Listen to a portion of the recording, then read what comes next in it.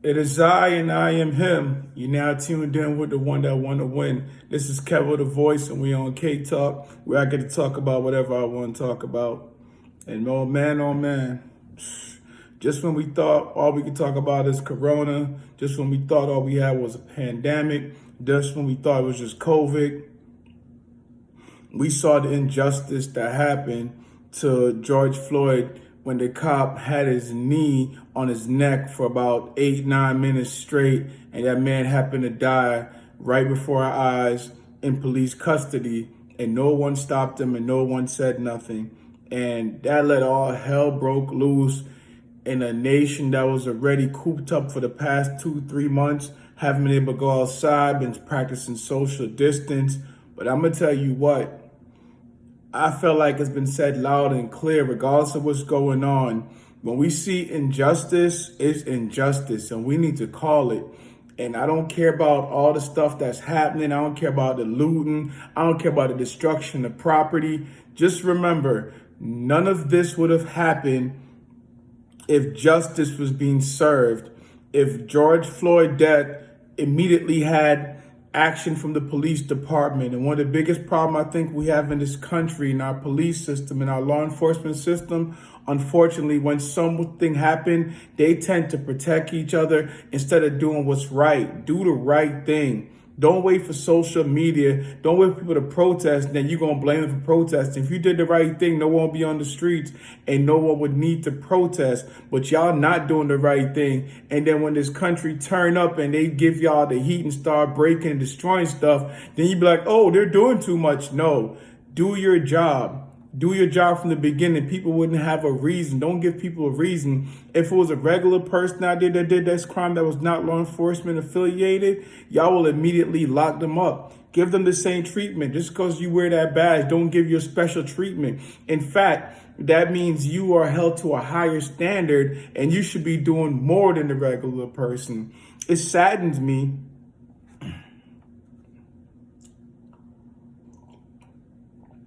It saddens me to everything I've been seeing on the news across the nation. But you know what? I don't know where I read it. It ain't my line. But we're not our grandfather's generation. We're not our grandparents' generation. We are not peaceful. We've been peaceful for too long. Eric Garner died. We was peaceful. Y'all just killed Ahmaud Arbery in February. We was peaceful. Every time something happened, we try to do it peaceful. Maybe y'all don't hear peaceful. Maybe actions need to be taken. And if some lives need to be taken for that point to get across, maybe that's what needs to happen. But I feel like this country's almost coming to a breaking point where it's like y'all are not doing anything unless someone is forcing you to do it. Why aren't y'all taking action? Why does it have to go down this path? We're tired of racism. How can a nation that helped oppress us for over 300 years hate us? You held us as slaves for 300 years and yet you hate us. Do you still want us to be slaves? Do you still want us to work for free? Do you still want us to be heard and not being seen? Do you still want to profit off of the back of our hard labor? I mean, at this point, I don't get it. What is it that you want from us? We've done everything we can. Now it's time for our freedom. And all we ask for equal treatment and justice. And it seems that we've been asked.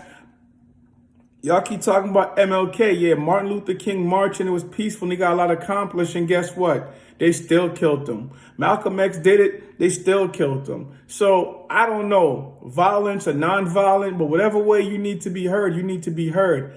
I don't support people going in there and destroying people's business. That's not what I support because that's not what the movement is about. But what do you do when you're so frustrated that no action is happening from all the atrocity that we see daily? No one is doing nothing. No one is saying nothing until you go and destroy someone's property.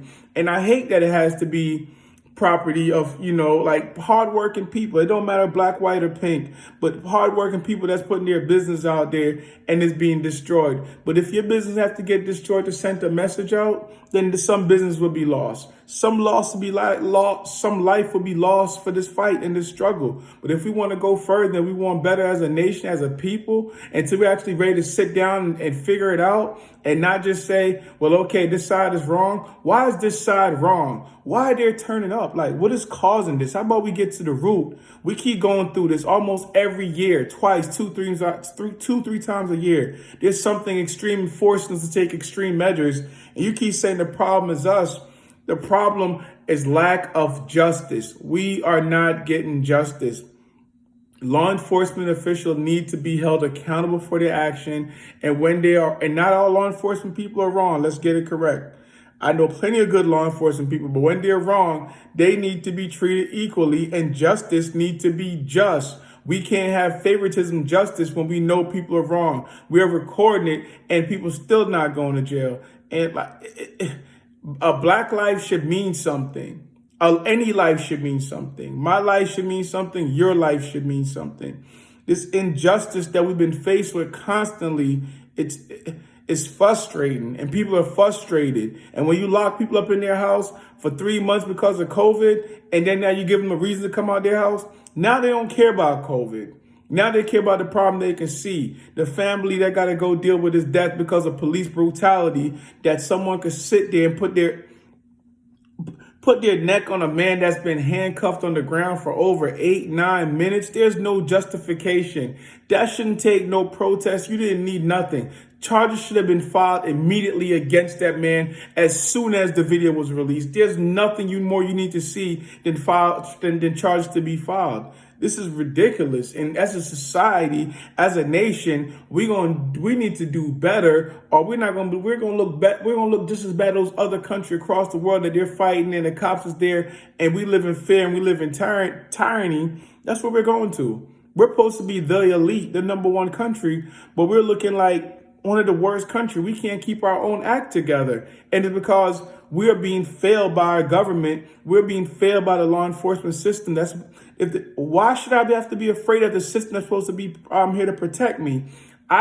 Us as black people, we have to teach our sons and daughter how to act around law enforcement. Law enforcement should know how to act around us. That's their job. They're there to protect us, but we have to live in fear, and we have to teach our kids how to make the right decision. Me as a black man, I'm targeted because being a black man, so I need to know how to work around them, how to move around them without being guilty, without committing a crime. I have to defend myself when I'm innocent because they're going to shoot first and they're going to be in the right until enough social media attention goes there and said that they'll think about filing charges against me. And look, I love all my people. Like I said, Asian, Spanish, black, white. I love all of y'all equally the same. But when the same stuff keep happening to one specific group of people, we got to take a step back. And over and over, it's the minority, it's the black and my fellow Spanish community that feel the brunt of the stuff. I don't see black cops killing white dudes. I saw the white dude that shot up the church and killed 20-some people, and they nicely took him into custody. The terrorist time, every time it's a white person, I seen them politely taken away. I see my black brothers and sisters losing their lives just for getting pulled over. This man got pulled over. Y'all showed up for a $10 fraud charge, and he lost his life over $10. Eric Garner, cigarettes, lost his life. Not violent criminals, but the people that's committing atrocities, they get taken into police custody and they're fine. But when it's a black man, y'all feel like it's okay to turn up. It's not fair. And until my government and every police department in the U.S. make a change and do the right thing, it's not going to change. And the only thing that's going to happen, it's going to escalate and it's going to keep getting worse and worse because we're not seeing change. And like I said, this is not our grandparents, our parents' generation. We are a new breed, a new generation, and we don't want to stand for injustice. No justice is injustice. Remember, if there's no justice, that's an injustice. We want to see justice for all people. We want all people to be treated equal, and we want freedom. And your local leaders need to understand that if you my local leader and you representing me, you go up there talking about we need to do this and we need to do that, you not my leader because you missing the whole point. All this extra stuff you're seeing is because of the action they take. And we ain't gonna turn the other cheek. We can't turn the other cheek no more. We've been turning the other cheek for 300 and something years. We can't keep turning the other cheek. Change needs to come, and the change start with y'all, or that's what we're going to be forced to live in. That's the world we're going to be forced to live in, where it's always going to be hostility. And that's how you want to raise your kids, then that's fine. I don't want to. So hopefully we can make a change and we can start doing the right thing as humans and as individuals. This is Kevo the Voice. This is K-Talk. I've been speaking my mind. This is how I feel. And you can hit a comment and tell me how you feel. But I'm out.